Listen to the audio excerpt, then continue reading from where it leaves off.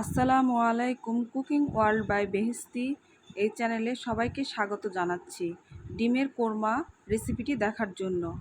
অনেক বেশি সুস্বাদু এবং দেখতে লোভনীয় এই ডিমের কোরমা রেসিপিটি আপনাদের কাছে শেয়ার করব।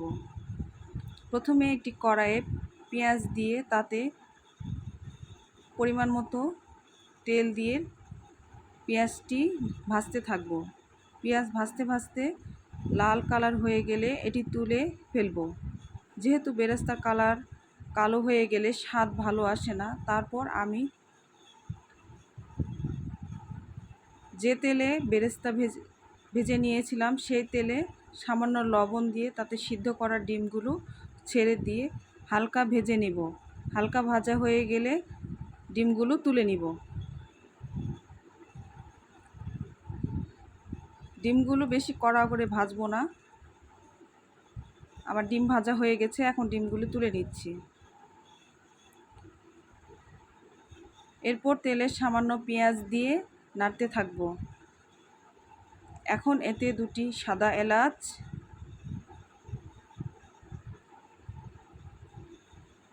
সাদা এলাচ, তেজপাতা, দারচিনি এবং পেঁয়াজ বাটা দিয়ে দিব। এরপর ভালো করে নেড়ে নিব। এরপর দিয়ে দিলাম আদা বাটা, রসুন বাটা 1 চামচ উঁচু করে নেওয়া। ভালো করে মশলাটা কষিয়ে নিব। এরপর দিয়ে দিলাম বাদাম বাটা, 8 থেকে 9টা বাদাম বেটে নিব। এখানে আমি কাঠবাদাম ব্যবহার করেছিলাম, আপনারা চাইলে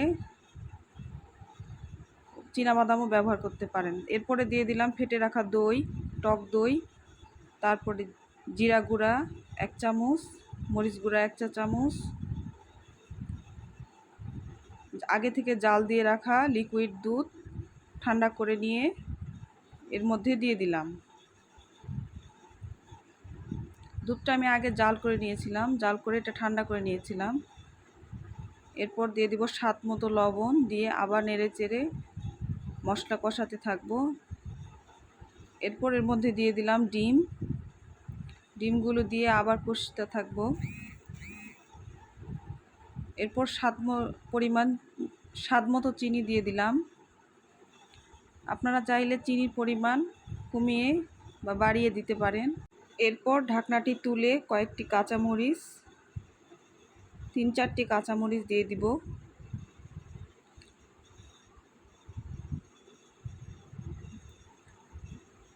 ভেজে রাখা পেঁয়াজের বেরেস্তাগুলি দিয়ে নেড়ে কষিয়ে নিব। ঝোল গাঢ় হয়ে এলে তৈরি হয়ে গেল ডিমের কোরমা।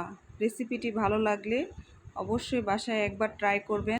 এভাবেই তৈরি হয়ে গেল খুব সহজেই ঘরোয়া পদ্ধতিতে ডিমের কোরমা।